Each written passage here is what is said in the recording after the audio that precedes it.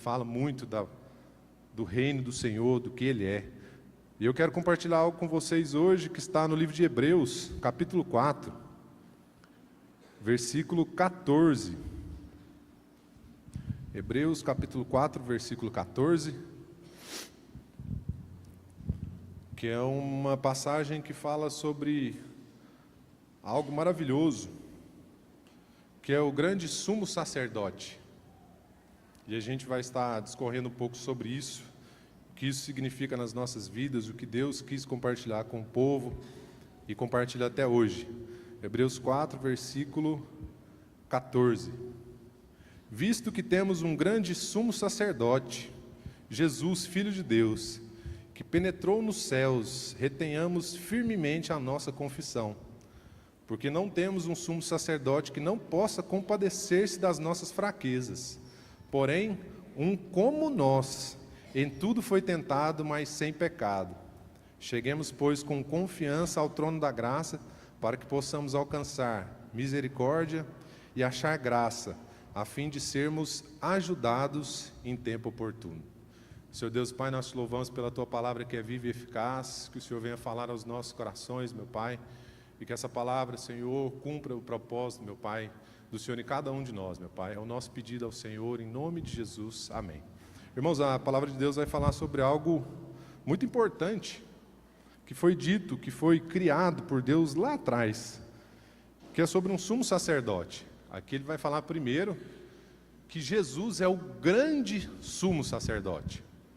E para entender o que é um sumo sacerdote, a gente precisa voltar lá no tempo da lei, lá atrás, quando Deus estipulou lá as leis, que é chamada as leis de Moisés, as leis mosaicas, porque o povo andava errando, o povo não sabia para onde ia, um dia eles estavam adorando um Deus, outro dia eles queriam outro, e aquele povo todo naquela dispersão. Deus chama Moisés, estipula as leis para ele, para que o povo pudesse andar certamente debaixo daquilo que Deus estipulou para aquele povo. E aí, são mais de 600 regras, irmão. Agora pensa isso. Tinha para tudo. Tinha questão de higiene, tinha questão de conceitos morais, familiares, tudo. Tudo que você pensar, Deus deixou totalmente descrito ali. E tinha um porém. Naquela época, tempo da lei, o povo não tinha acesso direto a Deus. Deus não tinha enviado Jesus ainda, o seu Filho. Esse grande sumo sacerdote que ele fala em questão. E aí Deus chega em Moisés e fala assim, ó, unge o seu irmão mais velho, Arão. E aí Arão foi o primeiro sumo sacerdote. Qual que era o papel desse sumo sacerdote? Esse rapaz tinha uma responsabilidade grandiosíssima. A Bíblia vai falar que a gente precisava naquela época, quando eu falo a gente, o povo de Deus, precisava naquela época fazer o quê? Se você pecava, você tinha que oferecer um sacrifício a Deus em favor dos seus pecados, um sacrifício animal. E que uma vez por ano, esse sumo sacerdote era responsável, olha a responsabilidade dele, esse sumo sacerdote era responsável por entrar no Santo dos Santos, ali onde ficava a Arca da Aliança, que representava a glória de Deus e o poder de Deus. Olha só a responsabilidade desse rapaz. E aí ele tinha que entrar e primeiro oferecer o sacrifício dele, e depois do sacrifício dele ser aceito, ele oferecia sacrifício por todo mundo. Olha só a responsabilidade que esse rapaz tinha. Ele entrava ali no Santo dos Santos, abria um véu que dava de frente à Arca da Aliança, e ele entrava dentro dessa presença de Deus na época ali, e ele oferecia o seu sacrifício. Esse sumo sacerdote tinha um papel, era do mais alto escalão. Ele comandava os cultos nas sinagogas, ele era responsável pelos levitas, então sim, ele era aquele que fazia a ponte na época entre Deus e os homens. Olha só. Então a responsabilidade dele era muito grande. E aqui no livro de Hebreus, o autor vai dizer, olha, nós agora, visto que temos um grande sumo sacerdote, Jesus, Filho de Deus, que penetrou nos céus, retenhamos firmemente a nossa confissão. E aí Deus, glória a Deus, e graças a Deus por isso, Ele envia o seu Filho Jesus para pagar essa conta. Agora a gente não precisa mais oferecer sacrifício nenhum.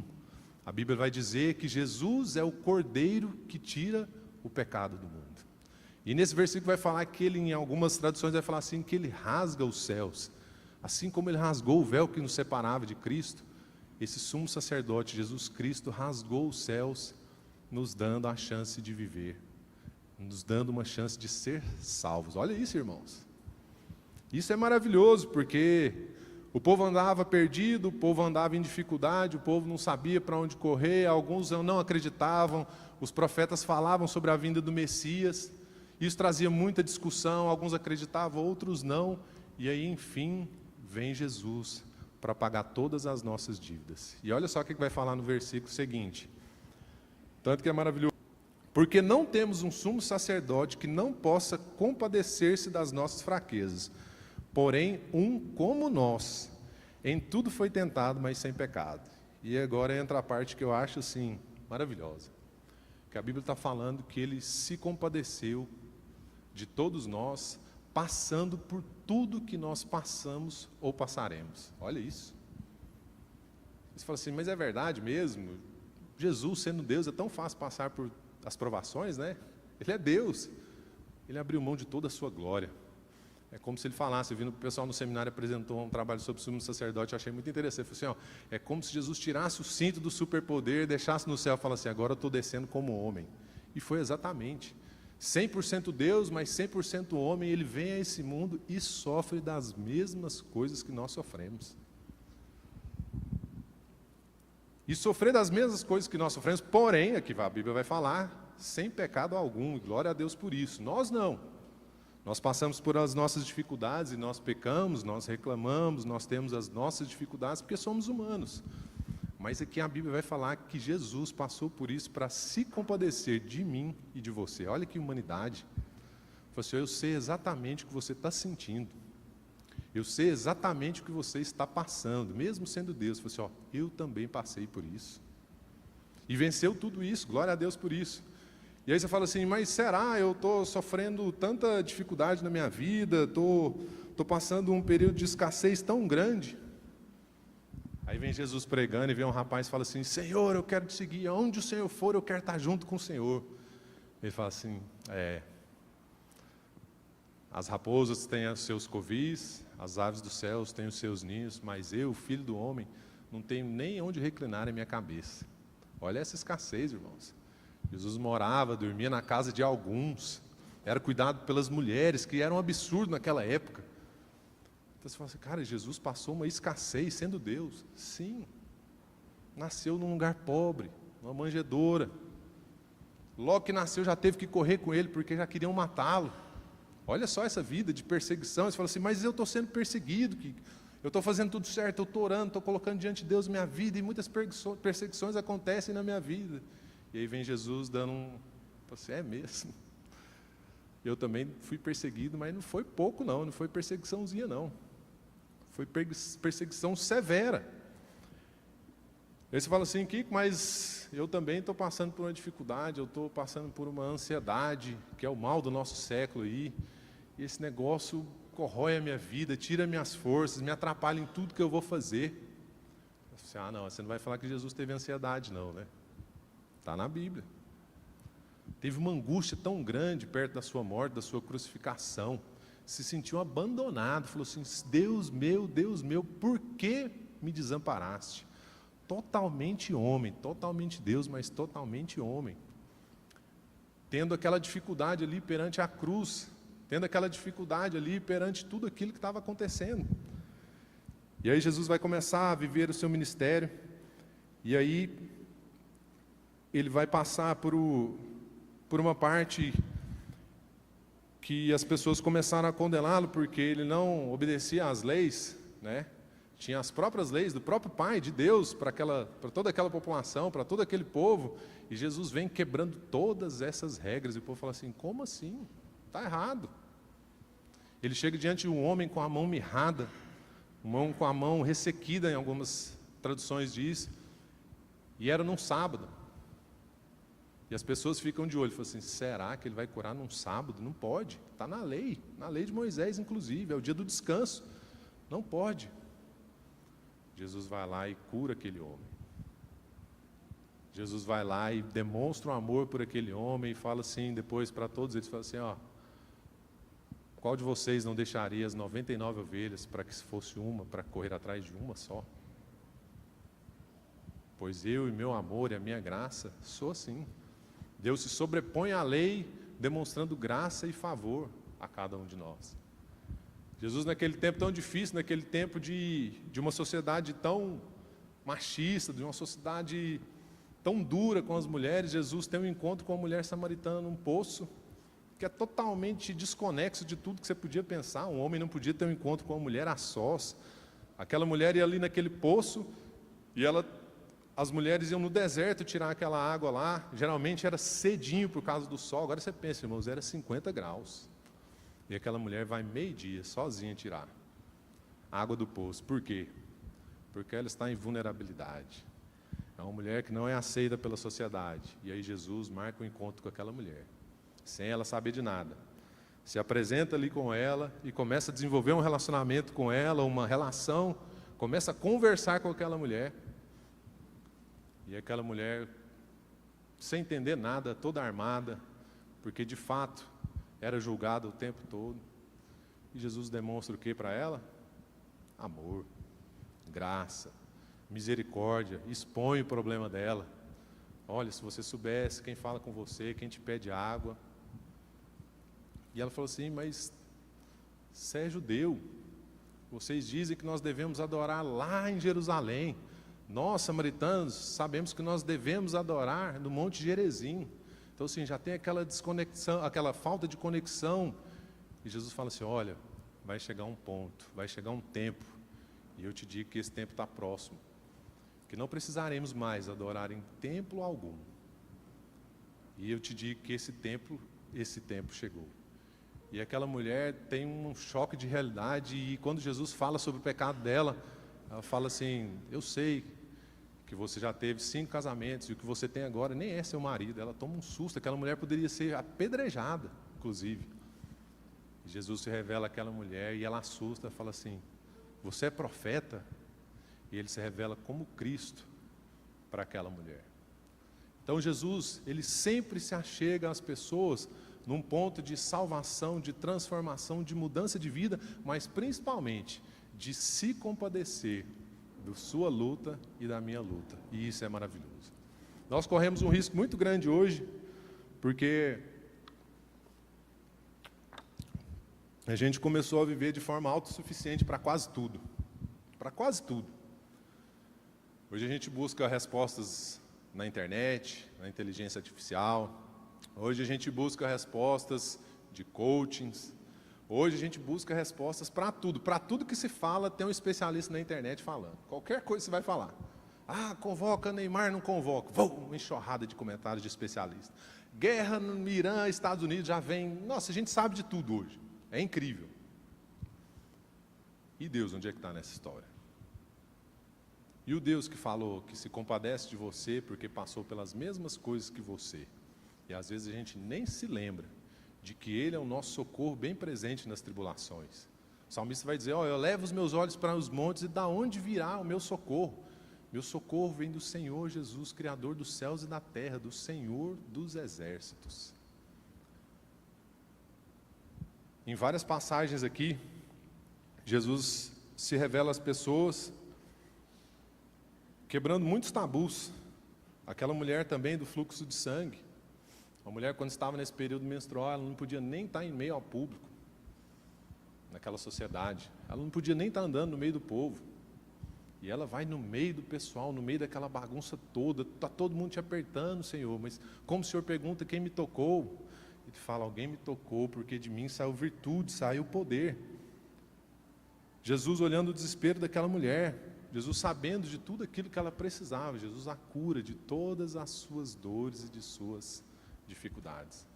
Olha só o que vai falar Paulo aos Romanos, no capítulo 12, não precisa abrir não, eu vou ler aqui para vocês. Paulo vai dizer para o povo romano, rogo-vos, pois, irmãos, pela compaixão de Deus, que apresenteis os vossos corpos em sacrifício vivo, santo e agradável a Deus, que é o vosso culto racional. E não sejais conformados com esse mundo, mas sede transformados pela renovação do vosso entendimento, para que experimenteis qual seja a boa, perfeita e agradável. Paulo aqui vai falar, rogo-vos, irmãos, o rogo-vos aqui é um pedido encarecido. A Bíblia vai falar que o rogo-vos é um pedido com afeto, é um pedido encarecido mesmo. Ele está pedindo para o povo, irmãos, pela compaixão de Deus, apresentei os vossos corpos como um sacrifício vivo. Lá atrás, nós precisávamos apresentar ao Senhor sacrifícios mortos, animais.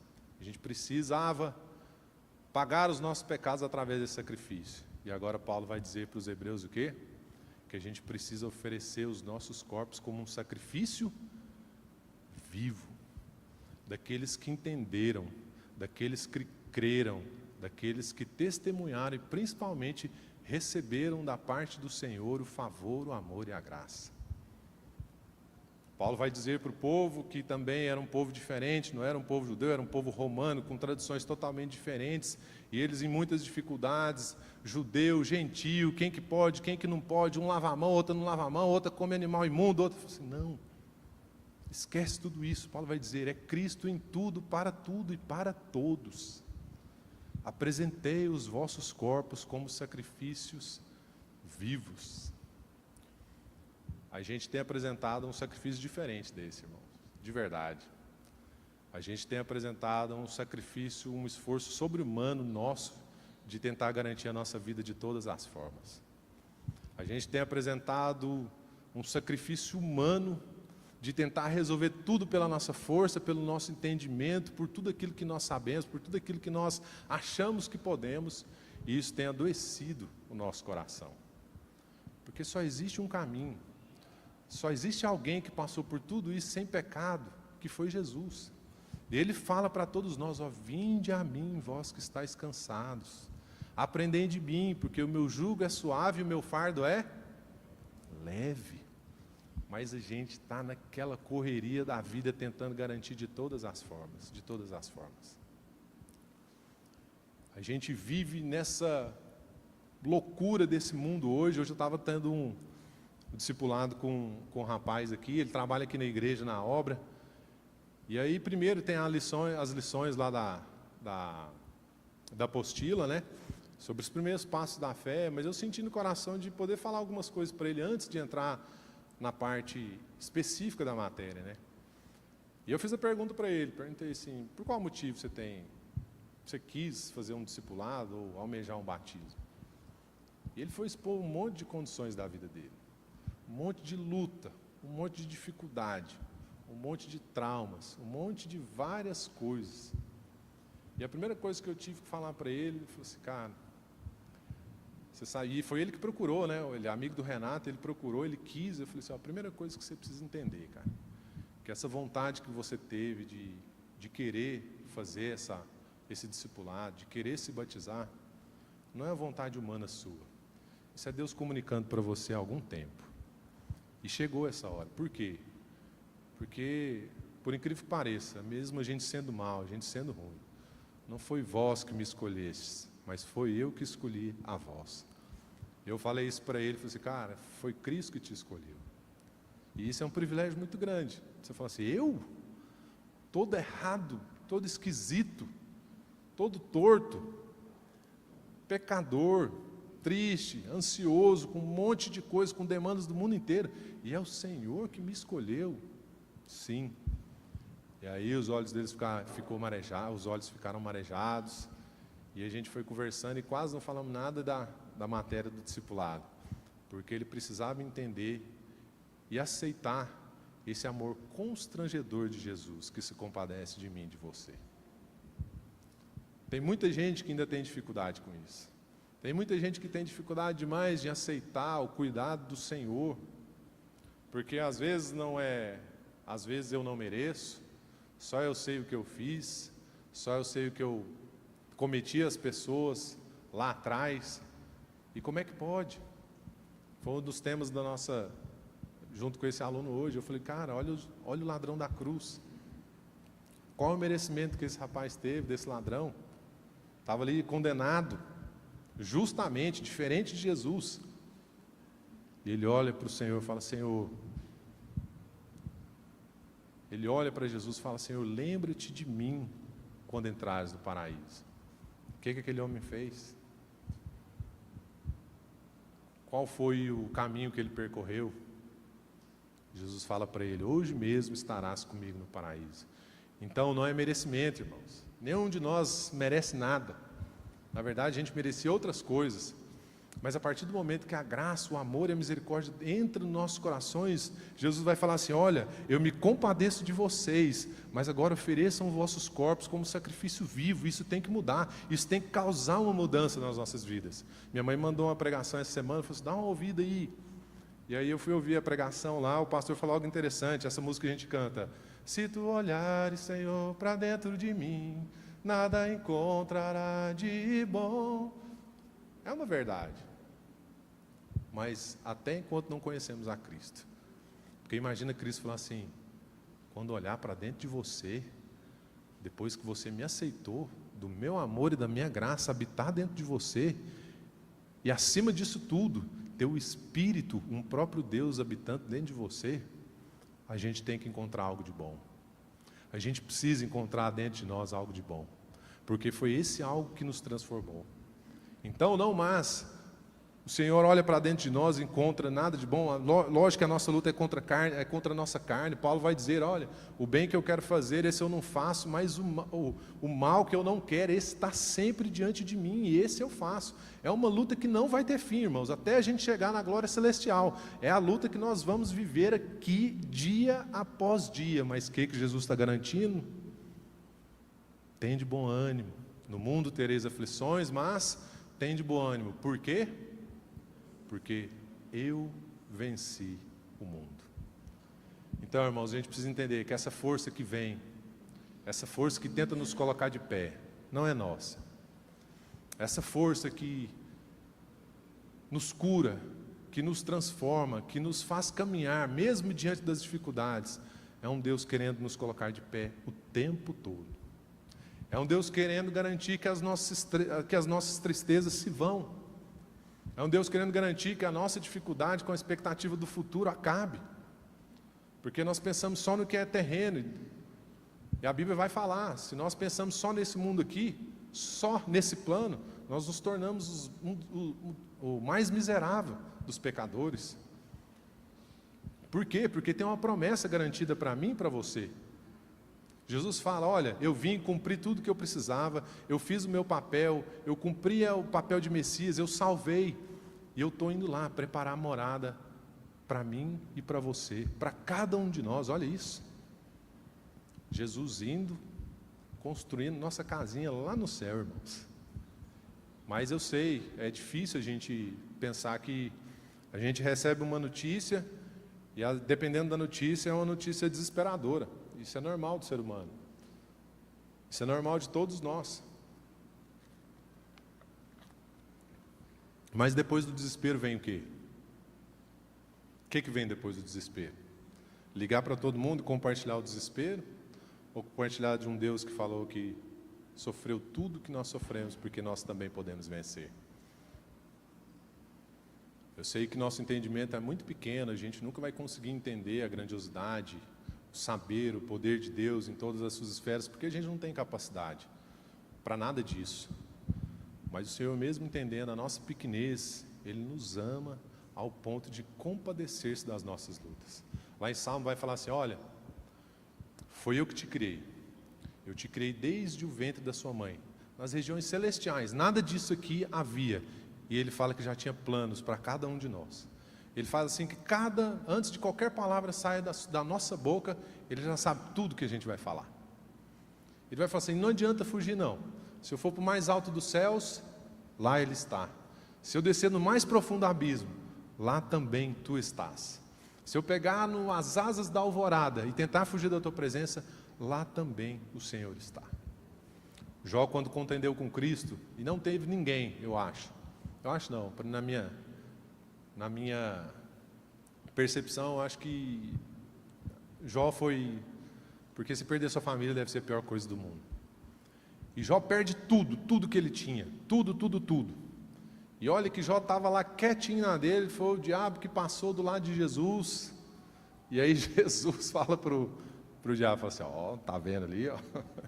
Pensa, irmãos, meu servo, bom e fiel. Aí o diabo vai, né?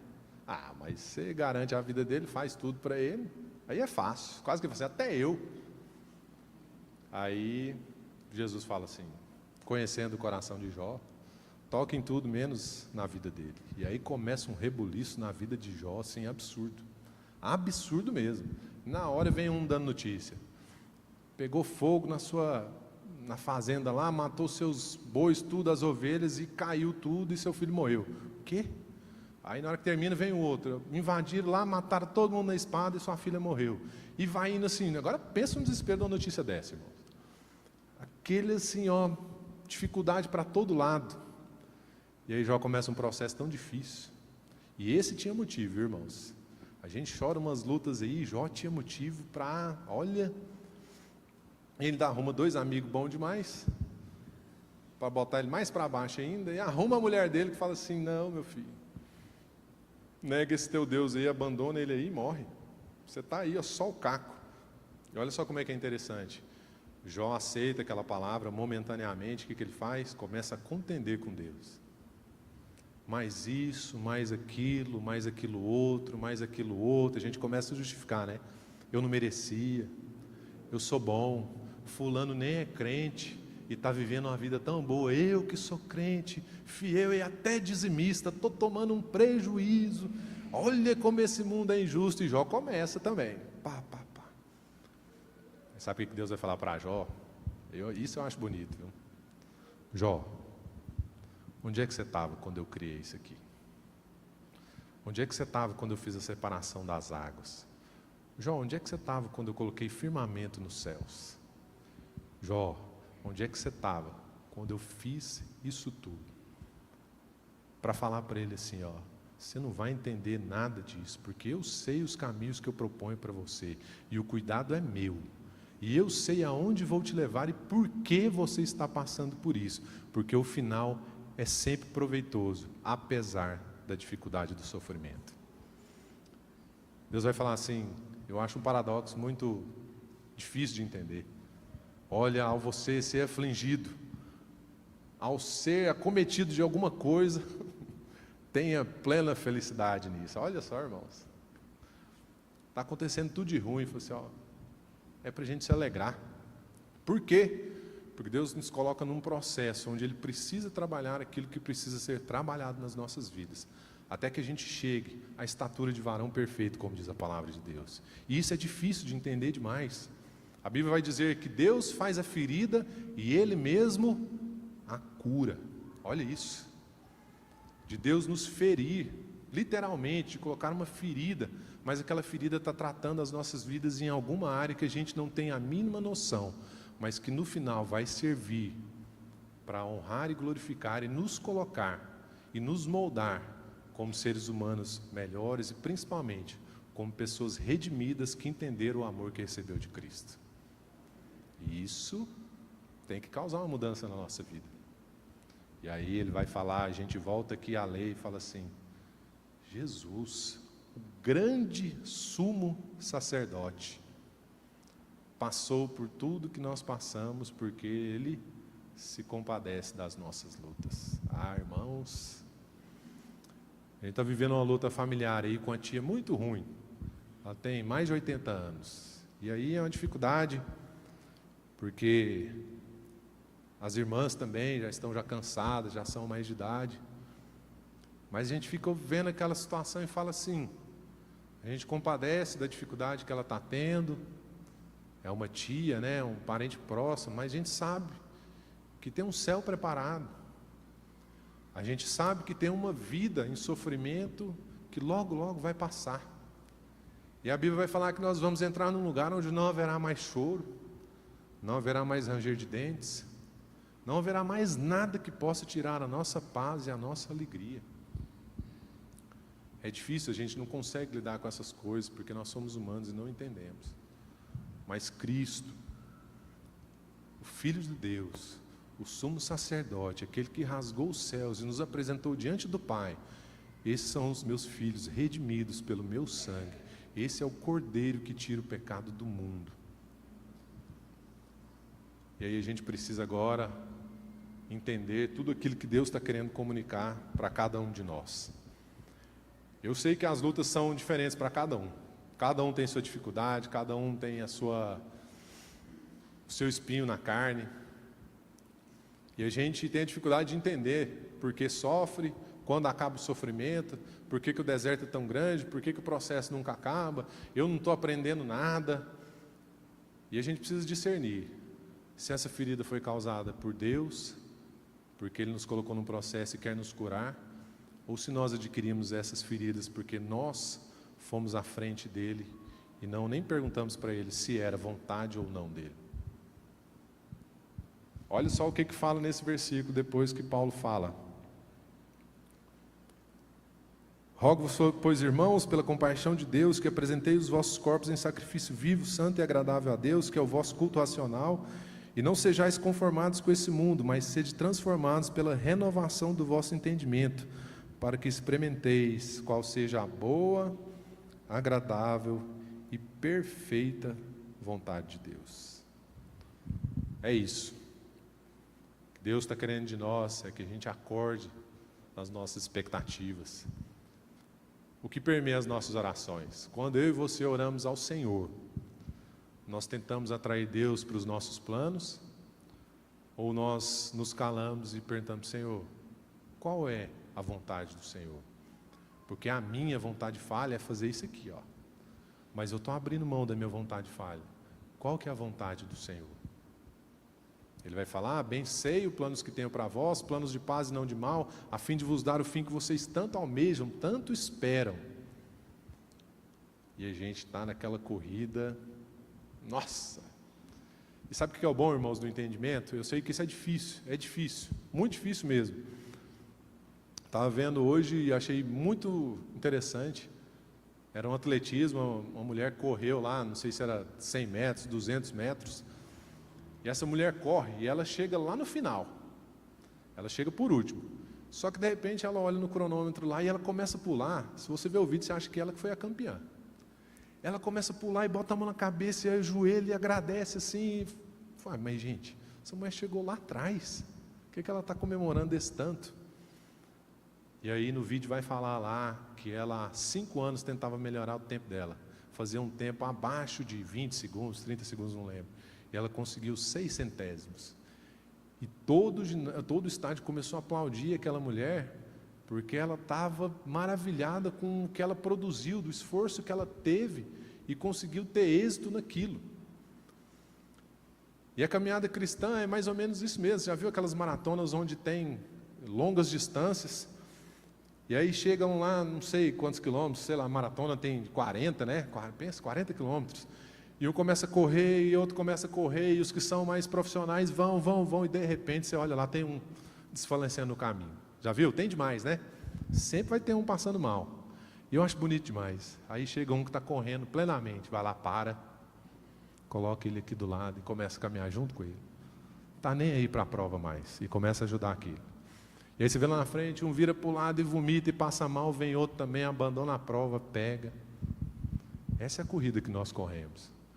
Para nós não importa mais o prêmio já foi dado. O grande sumo sacerdote nos salvou. Agora nós estamos na corrida, abraçando aqueles que precisam. Agora nós estamos compartilhando das dores daqueles que sofrem. Jesus ensina isso aqui para quê? Dele se compadecer das nossas dores, das nossas dificuldades, para um dia a gente sair das nossas dores, das nossas dificuldades e falar assim: você viu, eu consegui, te falei que nada me derrubava. Não. Se serviu para você, agora precisa servir para o próximo.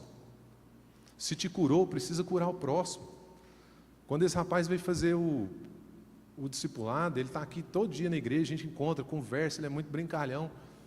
Mas quando ele falou que sentiu o desejo de se batizar, eu fui para casa e eu chorei, porque é uma vida que Deus está salvando. Jesus vai falar: o que adianta ganhar o mundo inteiro e perder a sua alma? Quando Jesus cura, quando Jesus salva, ele vai falar assim: quando um é salvo, quando um é curado, quando um é transformado e redimido, há uma festa no céu. Os céus festejam quando alguém é salvo. Nós cantamos no batismo, né? Glória, glória, os anjos cantam lá, glória, por mais um remido entrar nos céus. Olha que maravilha. Então, todo esse simbolismo, tudo isso que acontece no batismo, é uma caminhada que termina num lugar e fala assim, agora eu entendi, eu estou morrendo para o mundo e estou nascendo para aquele que me trouxe vida novamente. Inclusive, eu estava testemunhando para ele hoje, para esse rapaz, uma amiga minha converteu, daquelas conversões assim meio rápidas, e aí naquela radicalismo todo da caminhada, ele falou assim, olha, e ela tinha uma tatuagem, e ela tinha feito aquela tatuagem na época que ela não era cristã, e ela tinha dificuldade com aquela tatuagem, e ela falou para mim assim, no dia que eu batizar, essa tatuagem vai sair, porque eu vou ser uma nova pessoa. E eu fiquei assim, oh meu Deus. E ela falando, e eu fiquei assim, falo para ela ou não falo, né? E aí fui no batismo dela. E ela batizou, a primeira reação dela foi lá no braço. E vocês tinham que ver a frustração nos olhos dela ao saber que a tatuagem continuava lá. Batizou, achando que é o externo, achando que é para pagar as coisas que nós vivemos lá atrás. Não. Nós batizamos porque encontramos um Salvador e agora nos rendemos e aceitamos Ele. E agora Ele lança os nossos pecados no mar do esquecimento. E agora Ele traz uma vida nova para cada um de nós. Aí eu pude conversar com ela depois, eu era bem novo. E eu falei para ela, falei assim, Ellen, Jesus não vê nada disso. Jesus está disposto no seu coração, o interesse dele é no seu coração, no que há de bom dentro desse coração. O privilégio maior não é de ter uma tatuagem retirada, de conseguir um emprego, um carro.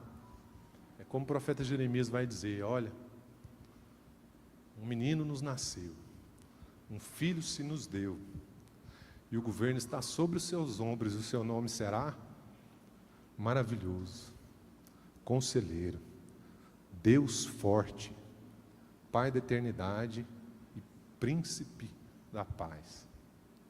E a gente está vivendo triste por quê, irmãos? Qual é a dificuldade que te assola?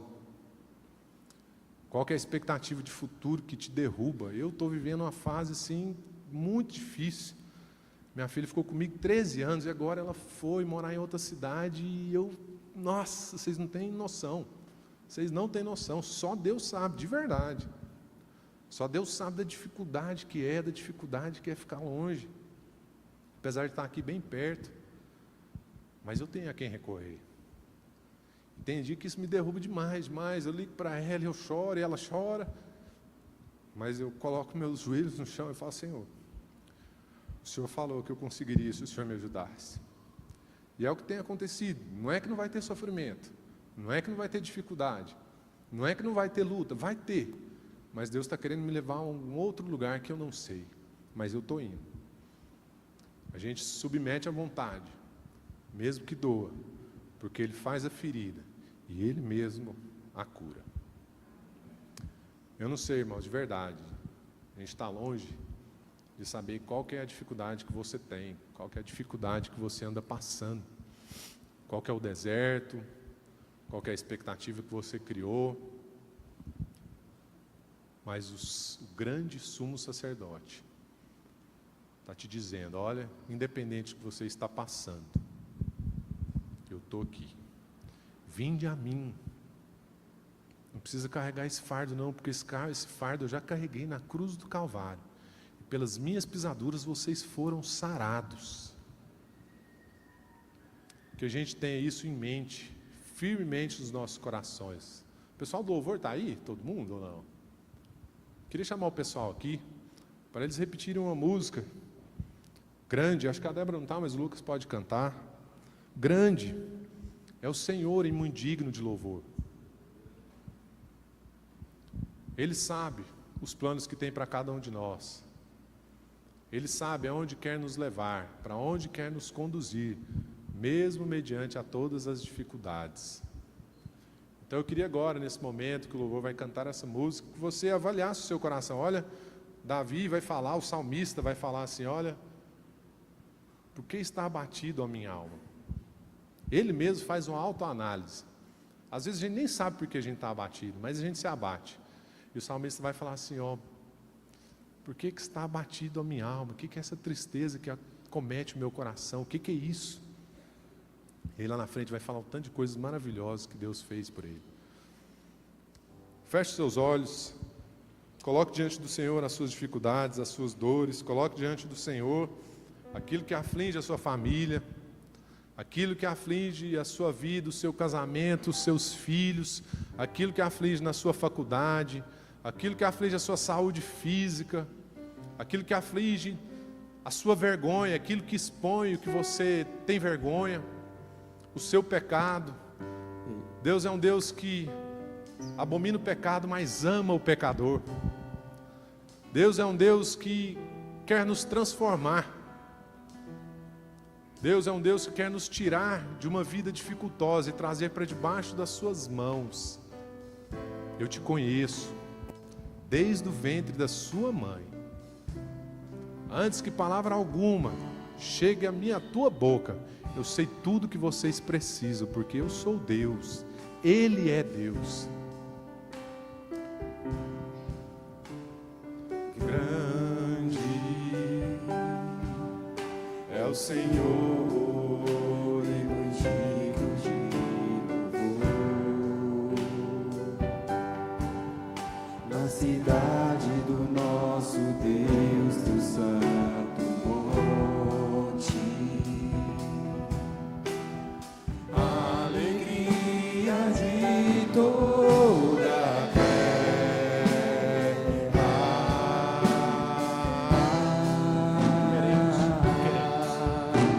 Queremos o teu nome engrandecer e agradecer-te por tua obra em nossas vidas. Confiamos em teu infinito amor, pois só tu és o Deus eterno sobre toda a terra e céu. Queria orar por você. Que não seja apenas um cântico que saia da nossa boca para fora, mas que ele seja mesmo nosso refúgio, a nossa fortaleza.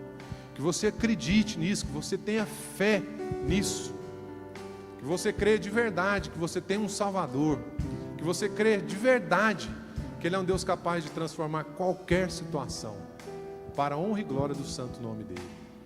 Senhor Deus e Pai, Senhor, nós não sabemos, Senhor, o que passa no coração dos nossos irmãos, Senhor. No meu coração, eu sei de mim, meu Pai, das minhas dificuldades, das minhas dores, mas o Senhor conhece as dores de todos nós, meu Pai. E o Senhor nos ama, Senhor, ao ponto, Senhor, de se compadecer de nós, passando inclusive por tudo aquilo que nós passamos, por ser afligido em tudo que nós fomos afligidos também, Senhor, para nos dar o exemplo de que o Senhor estará conosco todos os dias até a consumação dos séculos. Então eu te peço, Senhor, agora, meu Pai, que o Senhor restaure a nossa fé, que o Senhor restaure a esperança nos nossos corações, que o Senhor restaure o amor, que o Senhor restaure o primeiro amor, inclusive, Senhor, daqueles que se fraquejaram, daqueles que se perderam pelo caminho, Senhor. O Senhor é um Deus que traz de volta para os seus caminhos.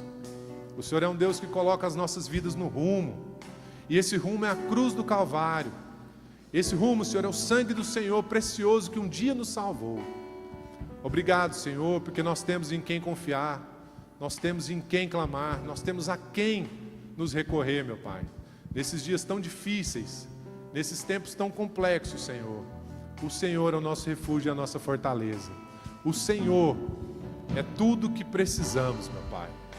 Nós te louvamos, Senhor, te agradecemos por tudo, no nome santo de Jesus. Amém. Amém. Queremos o teu nome engrandecer e agradecer-te por tua obra em nossas vidas. Confiamos em teu infinito amor, pois só tu és o Deus eterno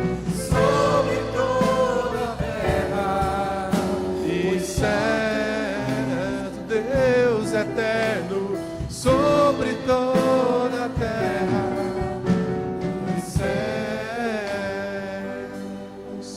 Amém, irmãos? Você pode aplaudir o Senhor, glorificar o Senhor. Não só glorificá-lo, mas se alegrar, porque de fato nós temos um Salvador, o grande sumo sacerdote. Amém? Obrigado, pessoal. Se quiser até ficar aí na frente, já vai terminar. Nós temos nosso